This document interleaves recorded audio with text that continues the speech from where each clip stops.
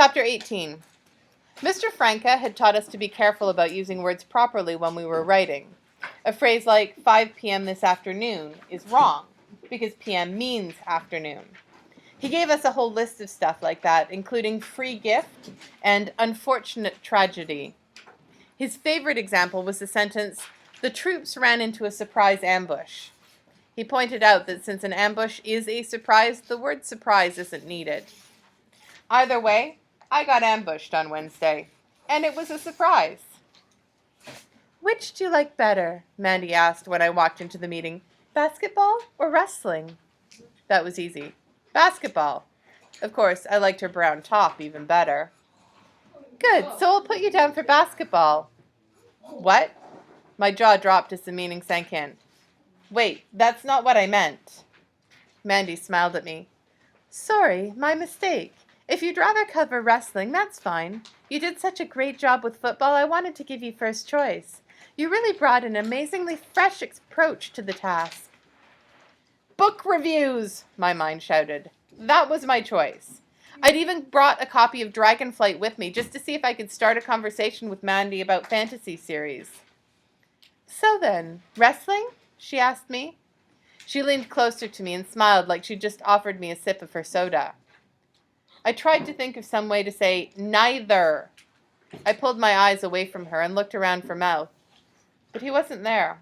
He hadn't been on the bus either. Maybe he'd be out for a long time. Then they'd have to let someone else do reviews.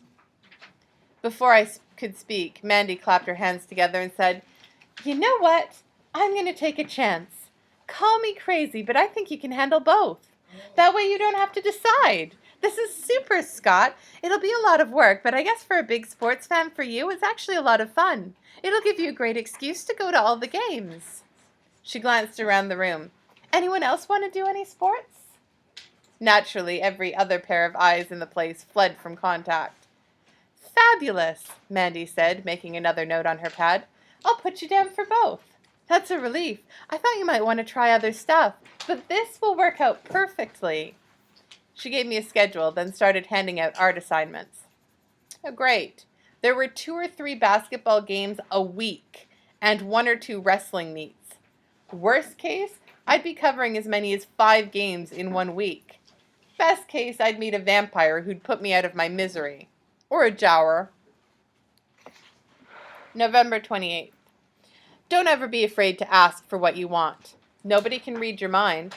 People always assume you want the same sort of things they want. I'll give you an example. Bobby likes pepper flakes on his pizza, so if I go somewhere with him, he just sprinkles flakes on the whole thing, even though that's not what I want. So make sure to ask for what you want. Except from me, of course. And watch out for girls in tight tops. Especially when they lean toward you. Or clap. Or move at all. Oof! Mr. Cravuto had found a new way to torture us. "I miss freezing to death," I told Kyle as I tried to defeat the force of gravity by raising far more iron than anyone would ever need to lift in real life.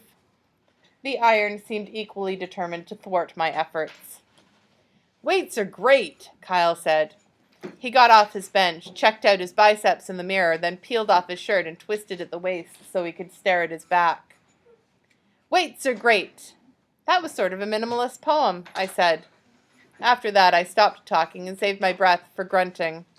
Mr. Cravuto filled in the silence by shouting various encouraging phrases at us and occasionally questioning our masculinity.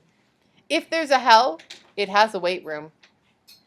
"Can't believe I survived," I said as we headed for the shower. We'd lifted for almost the whole period. I had a funny feeling I'd be hurting pretty soon.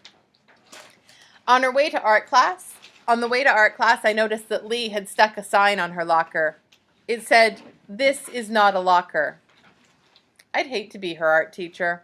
She'd probably glue a bunch of magazine photos of people on a page with their eyes cut out and write something weird on top like, "Art is in the eye of the beholder." After school, I went to a basketball game and had a completely new experience. We won. The team was pretty good.